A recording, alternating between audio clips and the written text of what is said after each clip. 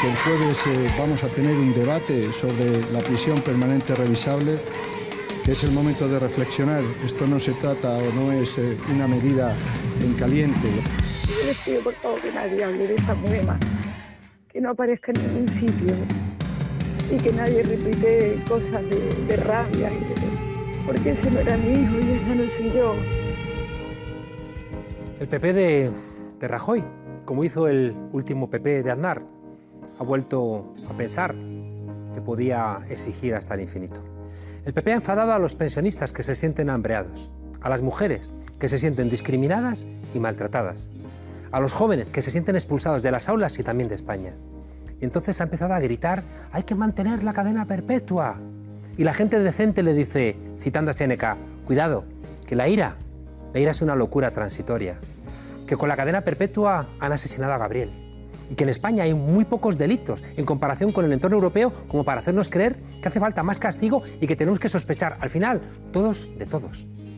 La gente tranquila, pero no con menos dolor, le dice al PP, no debemos ser como los asesinos. Y entonces la caverna grita, estáis apoyando a los que matan a nuestros hijos. Y venga, más ataques a Podemos, a ver si nos olvidamos de que hay leyes a favor de los pensionistas y de las mujeres esperando en el Parlamento. Y Rafael Hernando echándose encima toda la basura como si le cupiera un vertedero dentro. Y dice delante de la capilla de Gabriel a los demás partidos que hay que apoyar la prisión permanente renovable, es decir, la cadena perpetua.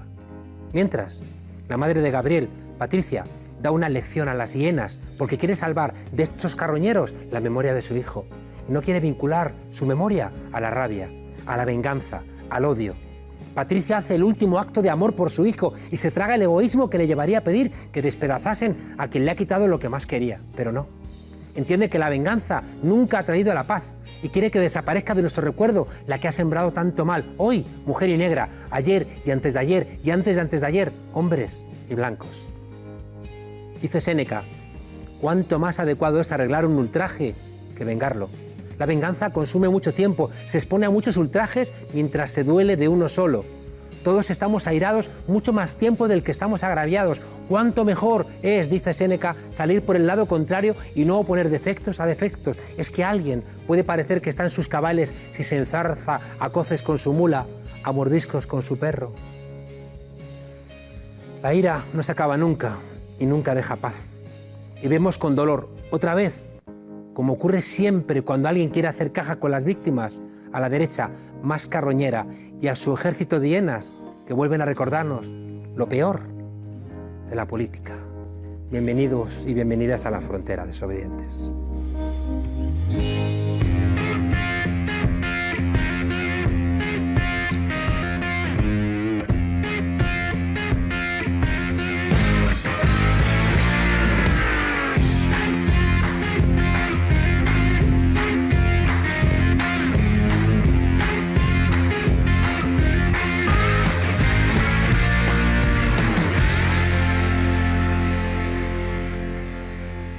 Nos lo recordó, o por lo menos a mí me lo contó Will Eisner con su contrato con Dios. Y nuestro invitado de hoy lo ha hecho cierto más de una vez. Las novelas gráficas, los tebeos, los cómics forman parte del arte más prometedor del siglo XXI. Nuestro invitado es uno de los mejores guionistas de cómic del mundo. En 2014, Premio Nacional de Cómic, y al día siguiente fue a recoger a su hijo como si nada hubiera pasado. De sus manos y de su cabeza han salido historias como la del gato detective de Black Sad, Los abuelos de Cómo viaja el agua y ni más ni menos la responsabilidad de sacar a Corto Maltés de algún lugar perdido en la guerra de España para regresarlo a algún momento anterior donde el marino aún dictaba la línea de su suerte con un cuchillo sobre su mano. Buenas noches, Juan Díaz Canales. Muy buenas noches. Un placer estar aquí contigo.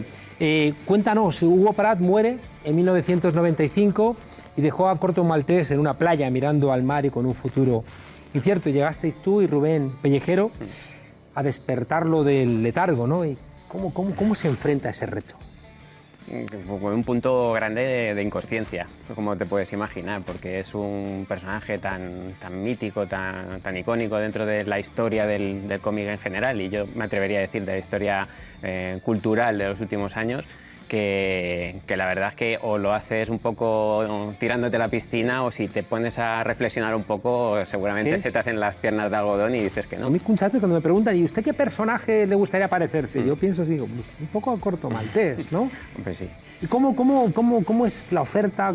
¿Cómo se produce? Bueno, pues estas cosas siempre pasan un poco por azares, por combinaciones de suerte, de oportunidad. Entonces, la oferta viene de parte de Patricia Zanotti, que es la persona que gestiona los derechos de Hugo Pratt. Bueno, ya los gestionaba durante la vida de Hugo Pratt, los últimos años de su vida, y ahora, después de su muerte, pues sigue gestionando todo el legado, digamos, los derechos de publicación, los originales, etcétera. Y yo conocí a Patricia Zanotti porque también al mismo tiempo era mi editora italiana, la editora de Black Sad. Nos conocíamos de haber coincidido en diferentes festivales, en Lucca sobre todo, que es un poco el festival de referencia en Italia de cómic. Y en el momento que ella decide seguir con las aventuras de Corto Maltés, y es ella la que, digamos, tiene el poder de decidirlo, pues piensa en mí y me ofrece escribir el guión. Y bueno, yo, como decía antes, en este... alocada carrera hacia adelante, pues que por supuesto. ¿Y a Rubén sí. lo buscáis después? ¿O? Claro, a Rubén, Patricia luego me dice que si conozco a alguien, que si, bueno, que sí que propone algún nombre con quien me gustaría hacer pareja artística.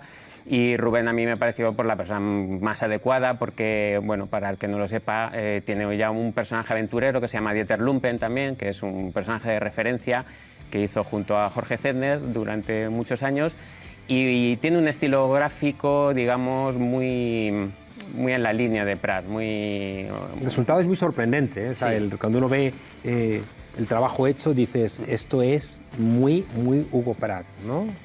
Sí, bueno, es muy Hugo Pratt en cierto sentido, porque el reto era, desde luego, mantener el espíritu de la serie a nivel literario, a nivel gráfico, pero al mismo tiempo también nos vienen algunos feedback que agradecemos diciendo que se nota un poco la presencia nuestra como autor, porque si no, una copia no tendría ningún sentido. Oye, es un reto, a veces se ha hecho, ¿no? Con el Teniente Blueberry, con Asterix, ¿no? Hay veces que se pueden resucitar a los personajes. Pero claro, yo me pregunto, todo el personaje de Corto Maltés tiene mucho que ver con la biografía de Hugo Pratt, ¿no? ¿Cómo haces, ¿no? Para enfrentarte? Ahora me dirás, no, es que yo también soy un aventurero. Ya me gustaría a mí haberme pegado los viajes que se pegó él. Fíjate que una vez que te sumerges un poco en el universo de Pratt, biográfico y también literario, te das cuenta de que yo creo que hay mucho más de sus lecturas y de su bagaje cultural, que era un bagaje cultural además muy peculiar, porque no era, digamos, un dechado de erudición en el sentido más clásico del término, sino que era una persona con una cultura popular enorme, vastísima. Pues yo creo que hay mucho más de eso que de su experiencia personal, ¿no? Su experiencia personal en un momento dado la amplificó, porque al fin y al cabo es verdad que viajó mucho, que tuvo muchas experiencias, pero más que nada fue un emigrante, fue una persona que por circunstancias de la vida pasó su infancia en Etiopía, porque su padre era un militar del ejército de Mussolini, entonces le pilló la Segunda Guerra Mundial en Etiopía. Luego tuvo que emigrar a Argentina para buscarse la vida, luego estuvo en Londres, estuvo en Brasil, pero casi siempre que se movía no era buscando aventura, era buscándose las habichuelas. Las habichuelas. Oye, Juan, claro, uno siempre piensa que perdimos la pista, ¿no? a Corto Maltés en la Guerra de España, ¿no? Pero vosotros habéis, en vez de continuado, ¿no? Después habéis buscado huecos, ¿no? que habían entre su obra para resucitarlo en Bajo el sol de medianoche en 1915, ¿no? Buscando ahí cómo encajaba. Sí, bueno, hemos aprovechado una circunstancia feliz para alguien como nosotros porque nos da mucha libertad. Y es que el mismo Hugo Pratt nunca contó las historias de Corto de una manera cronológicamente coherente. Es decir, tiene una coherencia tremenda, la biografía del personaje, pero Pratt se sentía libre de contar una historia que sucedía en el año 1915, luego saltar a la juventud durante la guerra ruso-japonesa en el 1905, luego volver a la Primera Guerra Mundial o contarnos historias que suceden en los años 20 o 30. Bueno, eso nos da a nosotros la libertad también de saltar en el tiempo y no tener que estar constreñidos a una línea cronológica que va solo hacia adelante.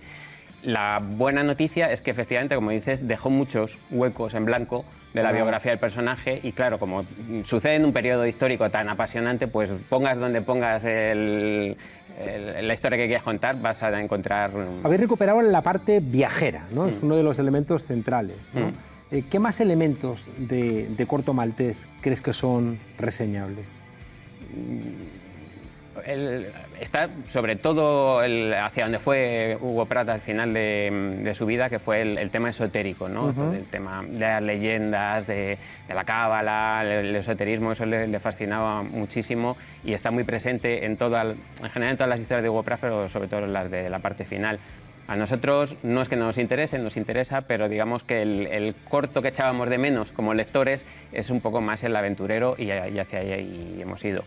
Entre otras cosas porque la parte de aventura, y sobre todo la aventura tal y como la entendía Hugo Pratt y como nos la mostró con Corto Maltés, pues tiene mucho también, da mucho juego, le puedes meter muchísima ideología, le puedes meter muchísimo conflicto ético, si quieres, y puedes hacer un repaso, como decía antes, a esos eventos históricos tan apasionantes. Corto, ¿no? Como que no quiere meterse en problemas, pero al final siempre se mete en problemas, a veces solamente por hacerse el gracioso, ¿no? O por soltar una ironía, o por confrontar a los poderosos, ¿no? De alguna forma. Sí, es un personaje muy contradictorio, muy lejos del maniqueísmo. Yo creo que fue el gran acierto de Pratt y digamos lo que marcó la diferencia con otros héroes del cómic a los que estamos acostumbrados, ¿no? Nace en 1967, es la primera historia, o sea, fíjate, casi coincidiendo con el mayo del 68, ¿no? Y entonces, claro, el mismo Pratt decía, le encantaba decir que era un libertario, ¿no? Un hijo de su tiempo. Bueno, yo creo que es uno de los grandes valores que tiene, ¿no? Pero más que ese aspecto cínico, que muchas veces lo que la gente pone en relieve, a mí lo que más me apasionó desde siempre y que me interesa y lo que me parece que lo hace de actualidad hoy en día es que es de esas personas que te hace pensar. Es decir, él siempre se está cuestionando a sí mismo y por lo tanto, si en el momento que te sientes identificado, pues tú también vas a ir, ¿no? Por ese camino, ¿no? del desarrollar un sentimiento crítico. Decía alguien que la última guerra donde había buenos y malos fue la guerra de España, ¿no? O quizá la Segunda Guerra Mundial también, ¿no? Y a partir de eso todo se hace como mucho más sucio, ¿no? Y en esa suciedad que es difícil, ¿no? A mí me resulta difícil imaginarme a Corto Maltés en la guerra de Siria, ¿no? Me resulta difícil imaginármelo en estos conflictos actuales. Sí, pero yo creo que eso obedece a un cierto romanticismo porque yo no estoy para nada de acuerdo. Yo creo que la guerra siempre ha sido sucia. Entonces, que haya una componente ideológica o más o menos romántica en muchos de estos conflictos, yo creo que a veces es que incluso los añadimos con el paso del tiempo, ¿no? Los queremos ver así. Pero ese romanticismo sí existe, ¿no? Cuando está Corto Maltés, con el IRA, cuando está llevando armas, ¿no? A gente que se está levantando en alguna población africana o asiática. Sí, existe, pero, ¿no? sí, pero él mismo, lo que te decía antes, él mismo siempre entra en contradicción, porque es verdad que a veces le ves que antepone lo que supuestamente pueda ser su ideología y otras veces su decisión simplemente es por amistad. Como, por ejemplo, cuando la relación que tiene con Rasputin, que es un tipo, vamos, es un asesino. Es un infame. Y sin embargo, se considera su amigo y le salva en muchas ocasiones. Entonces, sí, eso es ese final de Casablanca, ¿no? Oye, antes de pasar a otras obras tuyas, las mujeres en la obra, tanto en la de Hugo Pratt con Corto Maltés como vosotros, ¿cómo habéis enfrentado el tema de la mujer en estas dos obras, tanto en Bajo el sol de la medianoche como en Ecuatoria? Pues sobre todo en Ecuatoria quisimos ponerla especialmente de relieve. Se nos dijo con el primer tomo, con Bajo el sol de medianoche, que había poca presencia femenina. Bueno, yo creo que es una obra literaria, tampoco tienes por qué ponerte cuotas, ¿no? Digamos. Y más que nada estábamos muy condicionados por la historia que se cuenta en Bajo el sol de medianoche, que transcurre en el Gran Norte, en Alaska, con lo cual es un mundo absolutamente masculino. Es difícil meter personajes femeninos, que los hay, pero lo que no nos gusta nunca es forzar, ¿no? y que quede con calzador. Sin embargo, en Ecuatoria sí tenemos mucho más campo libre y, de hecho, yo creo que los principales personajes son todos mujeres. Hay 4 mujeres muy fuertes y a mí me gusta ahí, la verdad es que es difícil, pero me gusta buscar el equilibrio entre poner personajes femeninos fuertes pero no caer en el anacronismo. Estás contando historias que suceden al principio del siglo XX, en el cual las mujeres luchaban por un rol que muchas veces no podían alcanzar. Entonces es un poco precisamente lo que les pone más en valor, precisamente, cómo en ese tiempo estaban enfrentados a un mundo muy hostil para las mujeres, y sin embargo era cuando despertaba un poco el movimiento. Como un seguidor que soy acérrimo de Corto Maltés, me alegró profundamente, ¿no?, poder seguir leyéndolo, pero te mentiría si no te dijera que en los dos casos tuve la sensación, creo que en el tercero respeten menos a Hugo Pratt, ¿no? Creo que habéis sido muy respetuosos, en exceso respetuosos, ¿no? Entonces como que se identificaba el guiño constante a su propia obra, ¿no? Entonces si uno se atreve, ¿no?, a continuarlo, igual hay que dar un pequeño salto. Pero sigue una lógica que te puedes encontrar incluso cuando estás haciendo tu propia obra. O sea, es decir, a nosotros con Black Sad nos ha pasado muchas veces que te dicen, bueno, es que en el segundo está mejor, en el tercero, pues mira, has metido, se nota más que estás más metido dentro de los años 50. Tú, según vas desarrollando una serie o incluso como autor, te vas desarrollando tú también. Entonces vas corrigiendo el tiro y vas incluyendo más de ti mismo. Y quiero pasar al que has mencionado, a Black Sad. Yo creo que es una obra obligatoria, ¿no? O sea, creo que es un espacio común, ¿no? La gente reconoce que es una obra muy espectacular, ¿no? Es una obra, no solamente el dibujo, la construcción, la complejidad, ¿no? Es decir, que por eso decía que las novelas gráficas no son un dibujito viñeta tras viñeta, ¿no?, sino que de repente se convierte en una cosa que tiene mucha reflexión, ¿no? Detrás tiene todo un trabajo, ¿no? ¿Por qué representarlo con animales? Bueno, en principio la cosa es tan simple como que era un experimento creativo, artístico, si quieres. Entonces quisimos mezclar dos cosas diametralmente opuestas para nosotros. Un género muy moderno, como es el policíaco, que nace a principios del siglo XX, con algo tan viejo como el mundo, como son las fábulas, ¿no? Y ver qué daba aquello.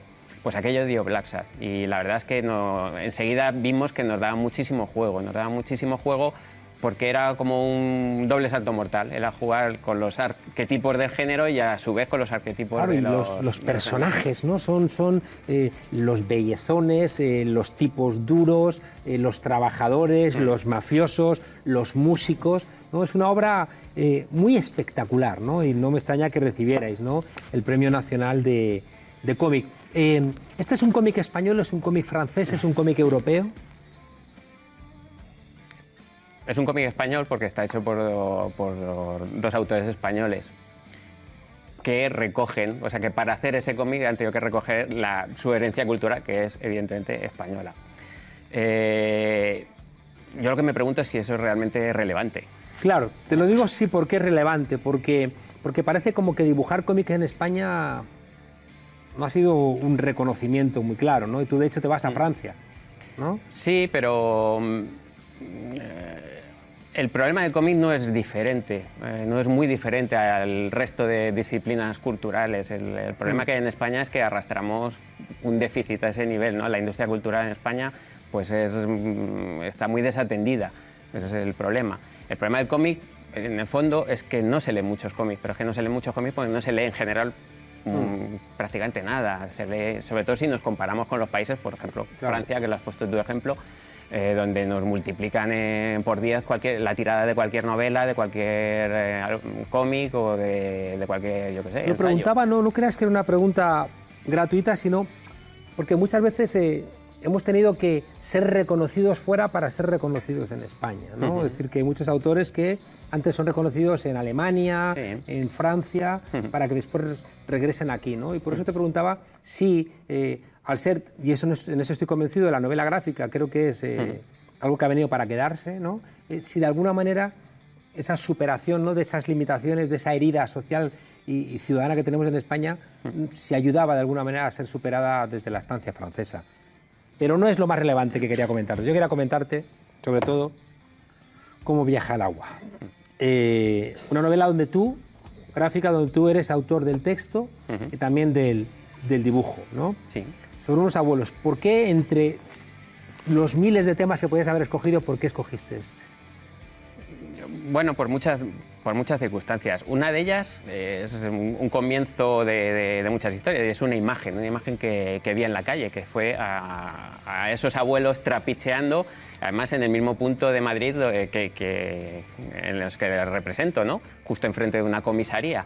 Y a mí eso me despertó un poco, pues eso, la curiosidad, el saber cómo podían haber llegado, cómo esos ancianos al final de su vida acaban llegando a ese punto, ¿no? De tener que trapichear, si realmente era por necesidad, si era por una necesidad que va más allá de lo económico. Y fue un poco el punto de partida. ¿Qué es lo que pasa? Que en vez de meterme a hacer una investigación, pues la cosa fue derivando y fui metiendo otros ingredientes de cosas que me preocupan también, que es, bueno, la vida, la muerte, la crisis social, porque es algo que sucede en el tiempo contemporáneo.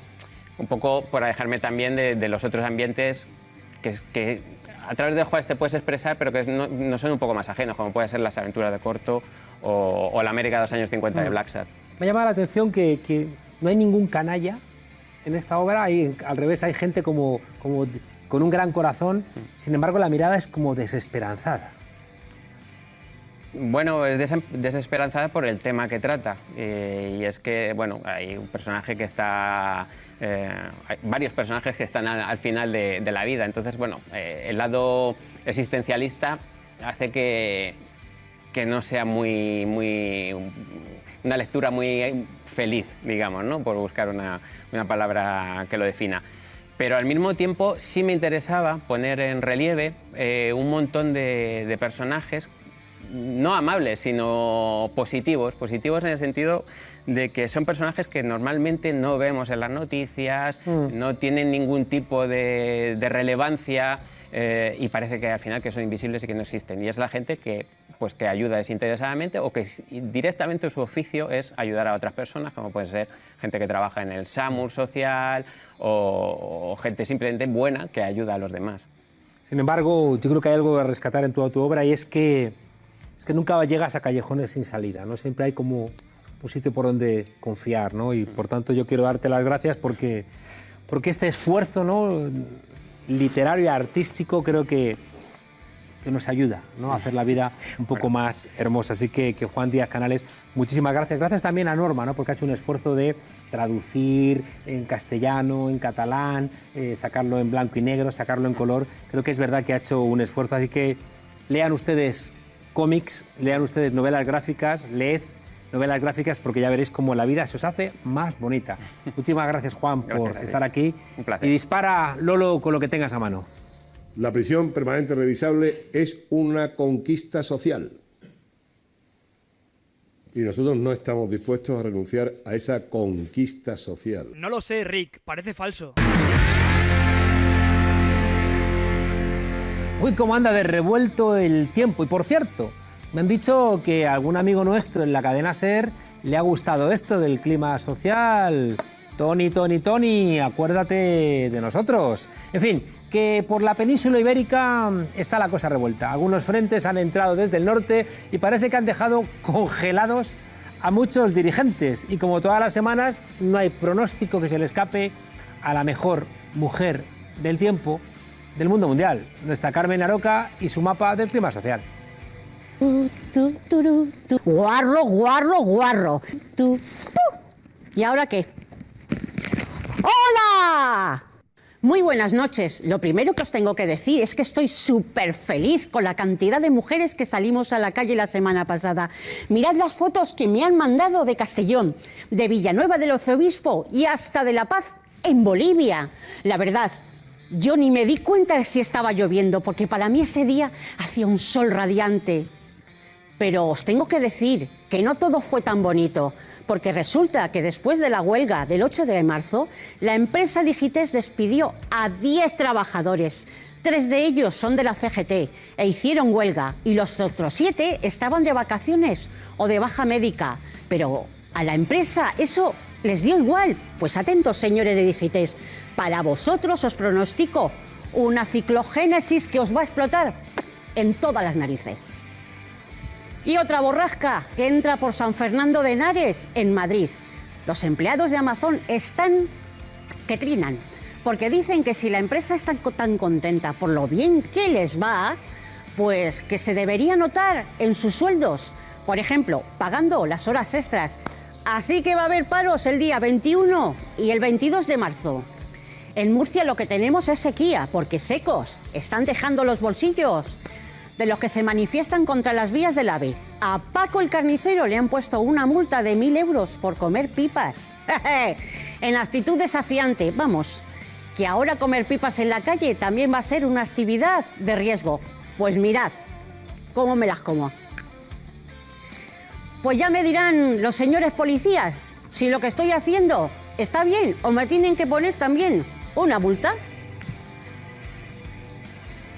Bueno, y yo recuerdo que este sábado 17 de marzo tenemos que salir a la calle con los jubilados para luchar por unas pensiones dignas. Y ya aviso, que va a hacer buen tiempo para salir a la calle. Bueno, ya sabéis que podéis seguir mandándome mensajes, fotos y vídeos a mi WhatsApp al 634-270-379 y también al Twitter @CarmenArocaELF. Bueno, que tengáis una buena semana en las calles.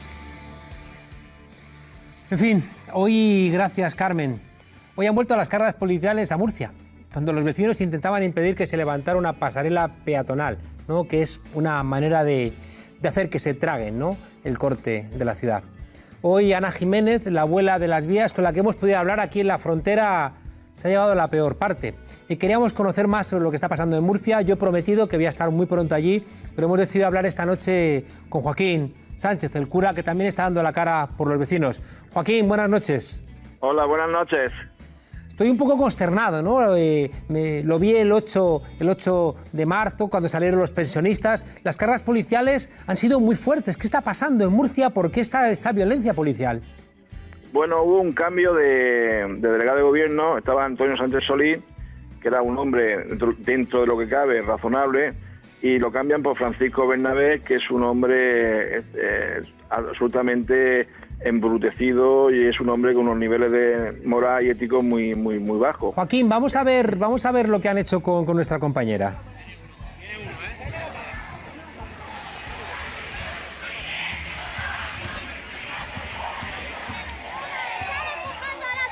Ahí están llevándose a Ana, ¿no? Se la están llevando varios policías. Debe ser una mujer peligrosísima, ¿no?, para tener que hacer esa demostración de fuerza, ¿no? O sea, que es terrible, Joaquín. Sí, Ana, la queremos con locura, es la abuela de las vías. Bueno, y entre tres grandísimos policías la han sacado. Es una mujer que ha entrado en la obra para intentar pararla y al final, bueno, la fuerza, a través de empujones la han sacado. También han empujado a muchos vecinos que estaban protestando y, bueno, pues la fuerza, la brutalidad ante algo tan razonable como que no se ponga ese muro ni esa pasarela en Murcia. Claro, y con estas cosas, Joaquín, lo que tiene que hacer es seguramente estar creciendo la indignación de los vecinos. Sí, cada vez hay más gente que está saliendo a la calle. Ellos, por ejemplo, una de las grandes críticas que están haciendo, bueno, al delegado de gobierno, que es un hombre pues muy obsesivo, que, bueno, no, son manifestaciones de Podemos. Pero bueno, aquí en la manifestación evidentemente hay gente de Podemos, hay gente de Ciudadanos, del Partido Popular, del PSOE, claro, agnóstico, creyente, católico, no católico. Es decir, la gente ve que su futuro se le encierra, se nos aísla, además de una manera prepotente, chulesca y provocativa. Y además, bueno, con unos niveles de represión tremendo, aprovechando la ley Mordaza, claro. Claro, y el problema es que ya la gente no cree, ¿no?, que se vayan a soterrar las vías, ¿no? Como que las promesas pues han dejado de ser creíbles. Sí, bueno, lleva muchos años mintiendo. Yo decía que venía el AVE en soterrado y después, bueno, ya cuando se descubrió que venía en superficie, yo recuerdo un hombre mayor que me decía: don Joaquín, esos son muros, ¿no? Digo, pues sí. Dice, y el agujero no lo veo por ningún sitio. Digo, ¿y? Dice, porque no han engañado. Bueno, claro, pues esa es la realidad. Entonces ahora, bueno, han forzado la maquinaria de nuevo de que, bueno, no, que viene el AVE en superficie, pero no preocuparse que enseguida empezamos los proyectos de soterramiento, y en 3 años, bueno... Mentirosos. Esta noche tenéis algo organizado, ¿verdad? Sí, bueno, venía de ahí, tenemos las cucharas y las cacerolas dando el follón. Bueno, pues ahí hay un montón de vecinos ahora mismo esta noche que con una gran indignación, algunos llorando porque están viendo la pasarela que se está construyendo, pero están sacando de esa indignación un compromiso y una esperanza impresionante. Es un movimiento vecinal modélico, porque llevan 30 años luchando. Claro. Y la policía está muy desconcertada, porque pensaban que nos íbamos a desanimar. Y otro día me decía un policía así, dice, sabemos que esto va a durar muchos meses. Digo, pues es verdad. A ver si se enteran que es un movimiento que lleva 30 años y Podemos existe desde hace 4. Oye, Joaquín, para terminar, así que comer pipas se puede convertir en una cosa multable, como le ha pasado a Paco el carnicero, ¿no? Y a ti también te han puesto una multa de 600 euros. ¿Pero cómo es eso? ¿Por comer pipas? No, bueno, aquí ya multan por todo, absolutamente. Uno le ha multado por llevar un megáfono, el otro le han multado porque dice que puso el pie en el asfalto, que salió de la acera y lo puso en el asfalto. Bueno, mira, están multando por cualquier cosa. Es decir, la policía se está prestando a unos niveles ínfimos de represión. Esto bueno, pillan un juez. Estas multas, bueno, yo creo que se troncha de risa de lo tonto que son. O sea, a Paco Carnicero fue que estaba mirando a la policía y dice el policía que lo miró desafiantemente, provocativamente, y que la pipa que estaba comiendo la tiraba para adelante. O sea, hacías así. No te la vas a tragar. ¿Ni siquiera? Sí, no sé qué te la trague. Es que tenéis que hacer así, coger la pipa y con el móvil abrirla con mucho cuidadito, así, para no molestar a nadie. Y luego cuando la has roto ya te la comes y te guardas, porque si no, es provocar. O sea, yo entiendo que si hubierais hecho así al policía, ¿no? Dices, pero cállese, ¿no? Se mosquee. Pero por comer pipas dices, no, es que usted me está mirando mal. Es que son los que te quieren partir la boca por la noche porque lo que están buscando es pelea, ¿no? Es una cosa como terrible.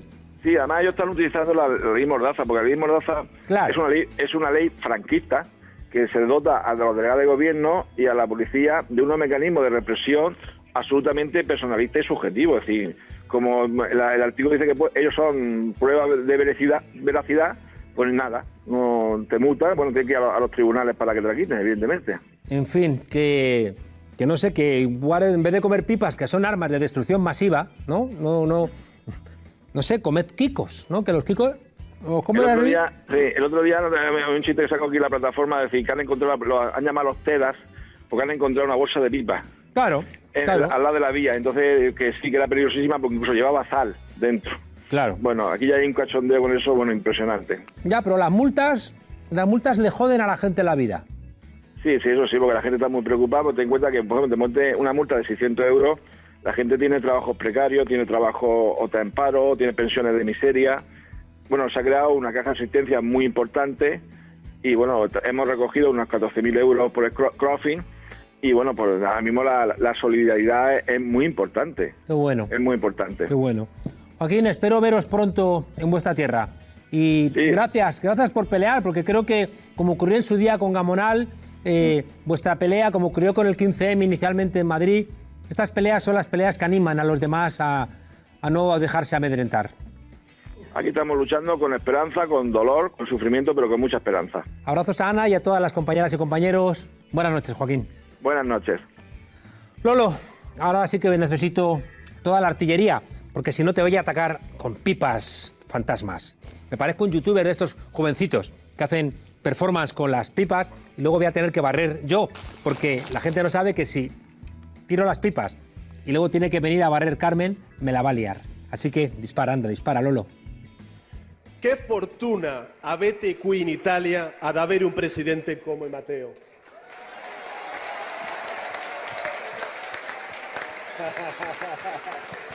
Perché non mi conosce bene.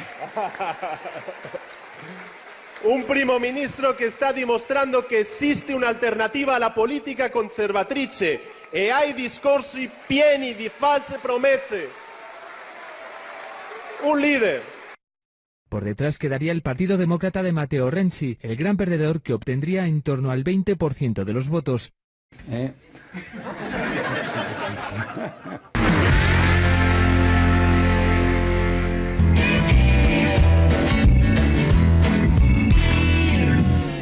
Virginia, me das miedo, vienes pancartera, te voy a neutralizar con pipas.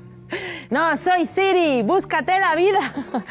¿Qué pasa? Que vengo todavía con el espíritu del 8M, de las pancartas, ¿no? Ajá. Y vamos a hablar un poco de todo este tema de cómo se customizó la ciudad, qué pancartas había, ¿sabes? Porque bueno, yo lo que he visto es que las feministas somos pobres, no tenemos dinero, somos pobres, porque hubo muchísima creatividad, eso sí, muy resolutivas, pero yo he visto el orgullo gay, los partidos de fútbol y allí hay mandanguilla. Hay mandanga y ahí tienen sonido, y nosotros pues tenemos nuestros cartones, que ese día en las papeleras de reciclaje te digo que no quedó nada, porque todo nos venía bien y todo nos servía para construir una pancarta. Pero eso es, una caja de mudanza, la típica bandeja de pastelitos que te queda por casa, ala, para mani. Entonces mira, como la mejor manera de aprender es con la práctica, te he traído ya esta pancarta base.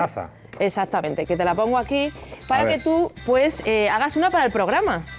¿Qué lema propones? No sé, monedero o monedera, dando caña en la frontera, ¿te gusta? Me gusta muchísimo. Es que la rima fácil siempre soluciona todo. Pues mira, pareces Calleja. Exactamente, estamos aquí en Bricomanía con hazte tu propia pancartita. ¿Y toca hacer eso de...? Tú vas poniendo monedero o monedera, dando caña en la frontera, y luego lo dejamos aquí en el programa de fondo. Pero vamos a ver los diferentes estilos de pancartas que proliferaron en la manifestación. Vamos a verlo primero, la máxima expresión artística, que es la pancarta sujetador. Mírala, ahí está. O sea, esta lo petó muchísimo. La vi. ¿La viste? Sí. A mí me parece que es muy guay, muy útil, como punto de referencia sirve para la manifestación, porque te pierdes y dices, pues ¿dónde quedamos? Pues donde el sujetador gigante. ¿Que llueve? Pues te refugias en el sujetador gigante. ¿Qué pasa? Que si luego vuelve a salir el espíritu 15M y necesitamos tiendas quechua, pues las copas del sujetador te sirven para poder acampar debajo. Oye, la rima esa difícil se me ha olvidado. Monedero, monedera... Dando caña a la frontera. Bueno, o lo que tú quieras, haz un dibujo. Me parece que es de una riqueza. Muy bien, claro. Vamos a ver el siguiente ejemplo de pancarta. Si el sujetador era la máxima expresión, esta es la mínima expresión. Mira, tú llegas corriendo de casa, a lo mejor, a casa del curro, agobiada porque no te han dejado hacer huelga y no tienes nada, no has comprado una cartulina, no tienes medios y todavía te acabas de mudar hace 3 meses y tienes las cajas por medio y dices, bueno, no me va a parar nadie. Cojo mi rotulador, cojo una caja vacío y a la calle y algo se me ocurrirá. Y ahí está. No se puede decir más con menos. O sea, muy frágil. Es que es maravilloso. ¿Nos la pueden poner otra vez o estoy pidiendo algo muy loco? Muy frágil tu masculinidad. Me encanta. Y no hace falta más, ni palo ni nada, ¿eh? ¿Has visto? Te estás creciendo, ¿no? Estás haciendo la paloma de la paz. ¿Qué es eso? Bueno, luego lo veremos. Monedero, monedera, dando caña en la frontera. Muy bien. Precioso. Ah, que has creado como un híbrido. Fantástico. Vamos a ver el siguiente ejemplo. A ver si puedes coger alguna idea de lo que viene ahora. Monedera, dando caña en la frontera. Con hashtag en la frontera, muy bien, a tope de millennial. Vamos a ver el siguiente ejemplo que tenemos de customización pancartil, que es este. La cena de Nochevieja que la haga Jesús Calleja. Esto es una señora de Valladolid que, pues bueno, estaba muy harta por la cena de Nochevieja, que tuvo que pelar muchas gambas o algo, y como la rima fácil siempre funciona, por la cena de Nochevieja que la haga Jesús Calleja, que me figuro que estaría Jesús Calleja ahí, pues donde se sube él a los montes, a los Himalayas, a esos sitios, abriendo en el campamento base su lata de alubias, y de repente le pitaría el oído y diría, ¿pero qué es esto? ¿Que es el mal de altura? No, es esta señora que está hablando de ti. Nos ha influido en sus rimas. Ha creado un estilo esta señora de Valladolid. Bien, vamos a ver el siguiente ejemplo. ¿Puedo poner así la pancarta por detrás? Puedes poner lo que quieras. Aquí me queda bien. Mira, además voy engamada. Una fantasía es esto. El siguiente ejemplo, ¡buah! Esta me encanta. Este es técnica mixta de collage y seguidora fan. Una seguidora de OT que ha aprovechado que Amaya es muy feminista y que es muy expresiva a pesar de ser de Pamplona y ha puesto pues, su mítica frase, ¡buah, qué horror! El patriarcado. Y este es el meme analógico, ¿no? Es el meme pretecnología. O sea, el meme ha salido de la pantalla y se ha hecho sólido, como el agua y como Rajoy, que a veces pues, se nos materializa en persona y sale del plasma. Una maravilla. Y por último ya, pues si te lías mucho y ves que estás muy agobiado y que no tienes de nada en casa, no tienes rotuladores, no sabes dónde dejaste el celular la última vez, no sabes nada, pues te reúnes... me he adelantado. Este es Lorca. Aquí yo tengo mis dudas, porque claro, íbamos las feministas locas por la ciudad customizando todo y de repente como ya no hay estatuas de Franco ni nada y hay muchas estatuas de arte abstracto, pillaron a este hombre ahí y le pusieron delantal, le pusieron el plumero y... Pero a Lorca le encantaría, yo creo. Hombre, Lorca iría a la manifestación 100%. Sí. Y a lo mejor hasta con el look ese, ¿no? Sí. ¿Tú crees que está bien ese ejemplo? Sí, se divertiría muchísimo. Bueno, a mí no sé qué pensar porque Lorca era un tío que precisamente defendía mucho a la mujer reprimida. Por eso iría a manifestarse. Iría a manifestarse seguro. pondría el delantal en la residencia de estudiantes fuera. Total. Delantal residencia de estudiantes con los bigotes de Dalí. Muy bien. Y ya por último, pues Juan Carlos, que te haces un lío, que no sabes cómo hacer la pancarta, que no tienes de nada. Taller de pancartas, el cartel definitivo, el cartel de los carteles. Quedas con las amigas y te haces la pancarta en la plaza con un bocata y una cerveza. Oye, yo quiero hacer una recomendación a las pijas de ciudadanos que se manifestaron. ¿Qué pasa? Y es, cuando hagáis una mani, sí, que tenéis que hacer... Ah, para que respire. Agujeros, porque si no el viento os la tumba, que se nota que no habéis ido nunca a una mani. Muy bien, Juan Carlos, sí. esa es técnica, eso son muchas horas de manifestación. Son muchos años en la calle. Sí. Pues hasta aquí ha llegado nuestro briconsejo de manifas. Hasta la próxima semana. ¡Adiós! ¡Adiós! No, ¡Adiós! ¡Armas de destrucción masiva! De la tuerca, Juan Carlos, ya sabes que hay que cogerla con la mano izquierda y mirar a esa cámara para brindar por lo que tú quieras. Te iba a traer un libro. ¿Y no me lo has traído al final? Pero se me ha olvidado. Bueno, habrá tiempo. Mira que... Quedamos para cenar y me lo das. Lo vamos a hacer, sí. Una... Brinda, cabrón. Una brinda. Que llevamos hora y pico.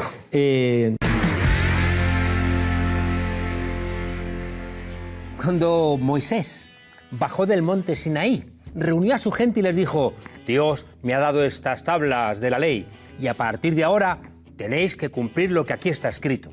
Una mujer que era de su pueblo se acercó y le dijo: Oye, Moisés, pero si es tu letra. En fin, desde entonces hay gente que escribe barbaridades, dice que se las ha dicho Dios y nada, los demás a cumplirla. Barbaridades del estilo, se abre comillas, la mujer es una equivocación de la naturaleza. San Agustín, ni más ni menos. O el Papa Pío XI, cuando veas a una mujer, piensa que es el diablo. O la Biblia que decía, parirás aún con más dolor y te someterás al hombre. En fin, María Magdalena, Eva, en fin, la relación entre la Iglesia Católica y las mujeres es manifiestamente mejorable. Ni siquiera el Papa Francisco, que hoy, felicidades Francisco, cumple 5 años de pontificado, ha sabido darle un encaje a la altura del siglo XXI. Otros, sin embargo, otros siguen teniendo las cosas muy claras. Porque el feminismo radical o el feminismo de género tiene como víctima a la propia mujer y tiene como víctima a la verdadera causa femenina. Es curioso, ¿eh? Cómo el demonio puede hacer que meter un gol desde las propias filas. Hay estos sumos sacerdotes que solamente entienden que hay 2 tipos de mujeres, las sanas y las insanas. Como podréis imaginar, las sanas para ellos son las esclavas del Señor y de los prelados que las convoquen. Mujeres convertidas en servicio doméstico de la Iglesia, religiosas, a veces con doctorados, que se dedican a realizar labores que no guardan relación con su formación intelectual. Las insanas, pues el resto de mujeres, todas aquellas que el 8M salieron a la calle a luchar por sus derechos. Lo comprendo, claro, hay que defender sus derechos. Lo hace también de hecho la Santísima Virgen María.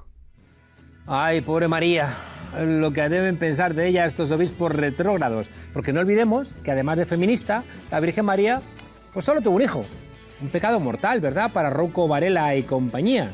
Para este Sanedrín 2.0, la mujer es culpable hasta de la crisis económica. ¿Cómo puede ser que estas mujeres egoístas tengan solamente un hijo? ¿Quién demonios va a pagar las pensiones? ¿Quién va a marcar la X en la casilla de la iglesia? ¿Quién va a escuchar a Carlos Herrera en la COPE? En fin, para ellos la mujer solo tiene 2 opciones en la vida. O es madre afectiva, idealizada, asexuada o puta. Es decir, sexuada, viciosa, mandona, autoritaria. Vaya, como dice Munilla, esas mujeres que tienen el demonio dentro. Calmadeamos ahora. Aléjense, la puerca es mía. Vamos, házmelo. ¡Házmelo! ¡Házmelo! ¡Un calmante! Convendría recordar a estos hombres de Dios aquello que le dijo Jesús a los fariseos. Os aseguro que si ellos callan, gritarán las piedras. Y eso es lo que han hecho distintos colectivos de mujeres cristianas en los que militan, fijaos qué curioso, muchas monjas. Alzar la voz para denunciar una exclusión que no beneficia a nadie, de ofrecerles desde hace siglos sobras ideológicas y ancestrales.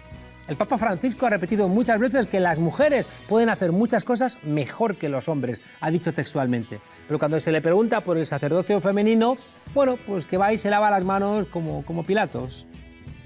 O Pilatos, no como Pilates, anda, quitad eso. Bueno, muchas religiosas tienen la sensación de que se hace mucho para revalorizar las vocaciones masculinas, pero muy poco por las femeninas.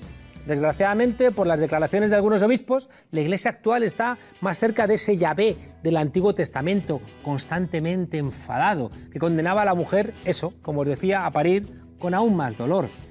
Más cerca que de ese Jesús de Nazaret que salvaba la vida a mujeres adúlteras. Maestro, ¿qué debemos hacer? Esta mujer fue sorprendida en el acto de adulterio. Debiera ser castigada de acuerdo a la ley. ¿Qué dices tú? Responde, maestro. Queremos saber tu opinión. Sí, dinos. ¿Es conveniente matarla? Que aquel que esté libre de pecado arroje la primera piedra. Aquel que esté libre de pecado, que arroje la primera piedra. ¿Escucháis, munillas, roucos y demás obispillos machistas? Cuidado con tirar tantas piedras a las mujeres, porque es bastante probable que os pase esto. ¡Basta! ¡Basta! Ya está bien, que nadie tire una piedra hasta que yo toque este pito, ¿entendido? Aunque, y esto que quede bien claro, aunque alguien diga Jehová.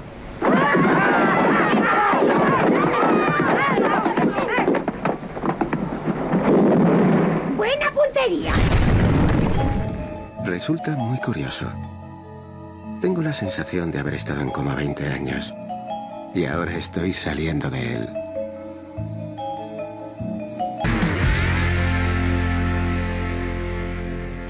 En fin, desobedientes. ¿De comer pipas? Ya sabéis, es una arma de destrucción masiva. Hasta mañana, desobedientes.